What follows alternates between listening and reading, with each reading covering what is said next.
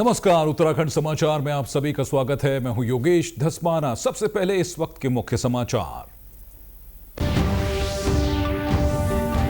अंतर्राष्ट्रीय योग दिवस से पहले चंपावत में हरित योग कार्यक्रम का आयोजन। आईटीबीपी के जवानों को दिया गया योग का प्रशिक्षण, दिलाई गई योग शपथ।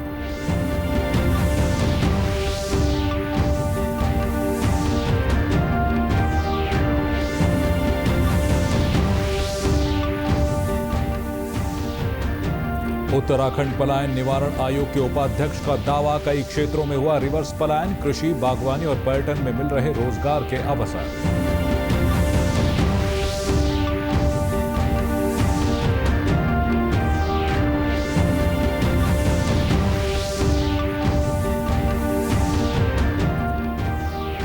और नशा मुक्त भारत अभियान को लेकर चमोली जिला प्रशासन गंभीर। जिलाधिकारी संदीप तिवारी ने जागरूकता रथ को किया रवाना। 26 जून तक लोगों को किया जाएगा जागरूक।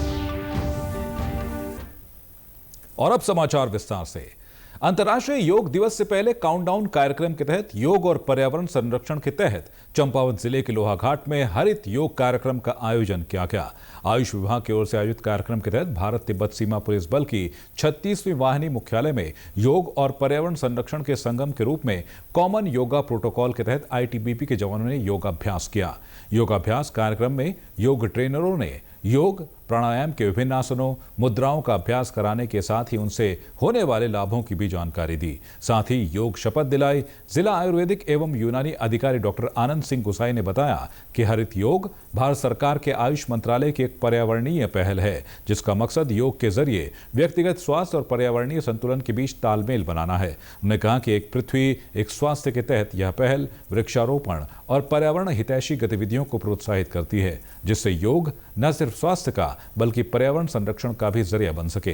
वहीं आईटीबीपी 36वीं वाहिनी कमांडेंट संजय कुमार ने कहा कि योग हमारी पुरातन संस्कृति का हिस्सा है। उन्होंने कहा कि अगर योग को नियमित जीवन में लाया जाए तो मानसिक और शारीरिक रूप से स्वस्थ रहा जा सकता है। उत्तराखंड प्रदेश के लिए पलायन से जुड़ी अच्छी खबर है। कहा जा सकता है कि सरकार और पलायन आयोग की मेहनत रंग ला रही है। दरअसल बड़े पैमाने पर उत्तराखंड में रिवर्स पलायन हो रहा है। दूसरे प्रांतों में काम करने गए उत्तराखंड के लोग वापस आ रहे हैं। जिन क्षेत्रों में उन्होंने काम किया उसी को गांव में बड़ा स्वरूप दे रहे हैं। पलायन निवारण आयोग के उपाध्यक्ष शरद नेगी ने कहा कि वो जब उन क्षेत्रों में जा रहे हैं जहां से पलायन हुआ था, उस क्षेत्र में रिवर्स पलायन बड़ी मात्रा में देखने को मिल रहा है। खासतौर पर पर्यटन के क्षेत्र में लोग खूब रुचि दिखा रहे हैं।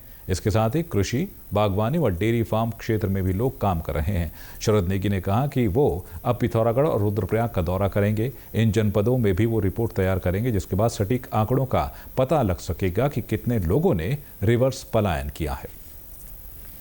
देखिए, रिवर्स पलायन हो रहा है। बहुत लोग लौट के आए हैं। खासकर जो लोग अपने गाँव गए थे, गाँव ही लौट के आ रहे हैं।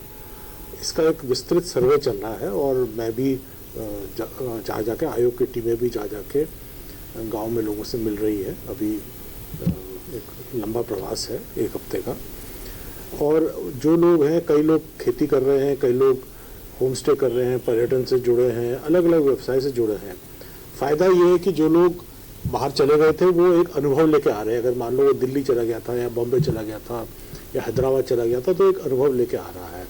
उस अनुभव का राज्य को फ़ायदा हो रहा है और वो खुद तो अपना रोज़गार कमा रहे हैं, लेकिन साथ में और लोगों को भी उन्होंने जोड़ा है।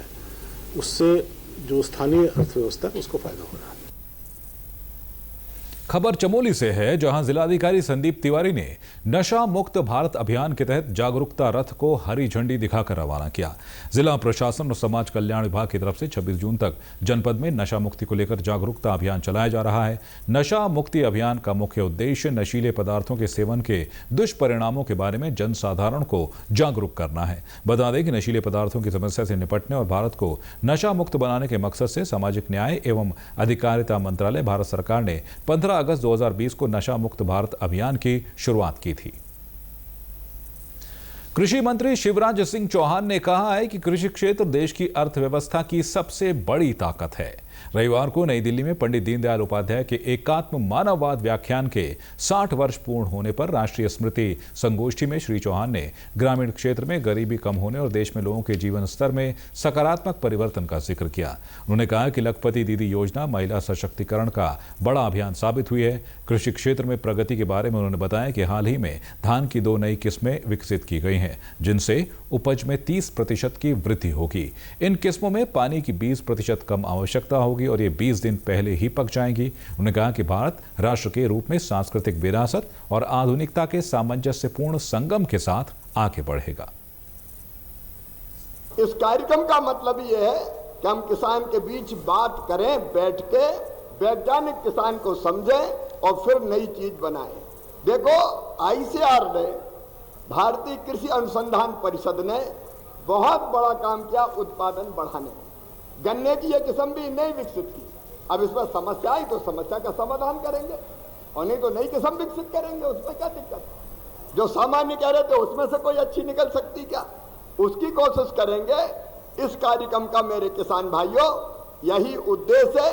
ये भाषण का कार्यक्रम ही नहीं है, ये तो चर्चा का कार्यक्रम है, बातचीत का कार्यक्रम है, और चर्चा में से कैसे हम रास्ता निकालें, इसका कार्यक्रम है। और अब खबर है रुद्रप्रयाग से, जहां जिलाधिकारी सौरभ गहरवार की अध्यक्षता में जनता मिलन कार्यक्रम आयोजित किया गया।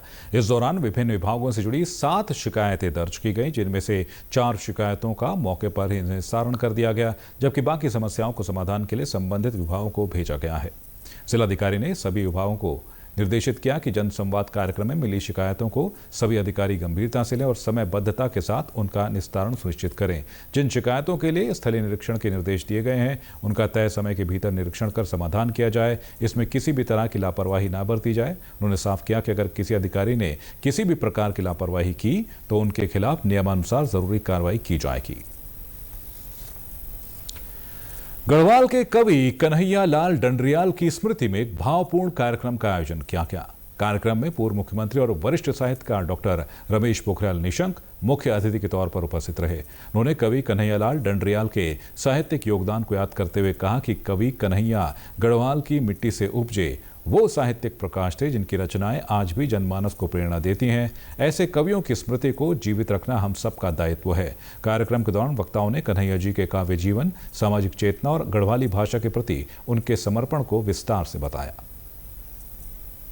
आज कन्हैया लाल डंडरियाल जी जो गढ़वाली के बहुत ही श्रेष्ठतम कवि रहे हैं, महाकवि रहे हैं, उनकी स्मृति में आज जो ये कार्यक्रम डंडरियाल परिवार ने रखा है, मैं उनका अभिनंदन करने के लिए यहाँ पर आया हूँ।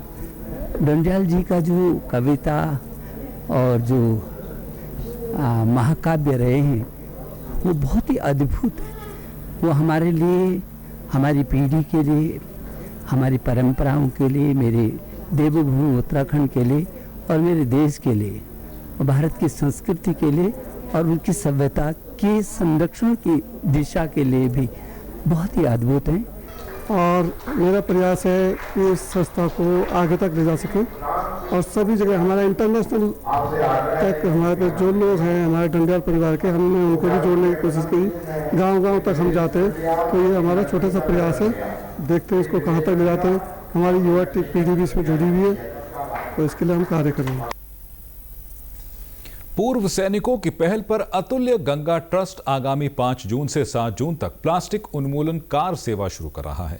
इस कार सेवा को उत्तराखंड राज्य प्रशासन, सीमा सड़क संगठन और नेहरू पर्वतारोहण संस्थान द्वारा समर्थन दिया जा रहा है। प्लास्टिक उन्मूलन कार सेवा को आज लखनऊ छावनी स्थित मध्य कमान मुख्यालय प्रांगण से मध्य कमान के GOC in C lieutenant general Anindya Sengupta ने हरी झंडी दिखाकर रवाना किया। इस अभियान को बिस्लरी द्वारा कॉरपोरेट सहायता प्रदान की जा रही है।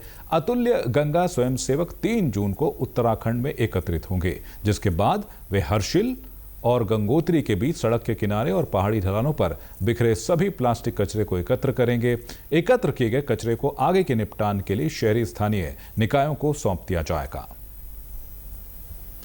तो इसी के साथ अभी तक के समाचार समाप्त हुए। दूरदर्शन समाचारों से जुड़े रहें। मिलते हैं एक बार फिर शाम 6:30 बजे के बुलेटिन में। तब तक के लिए दीजिए इजाजत। नमस्कार।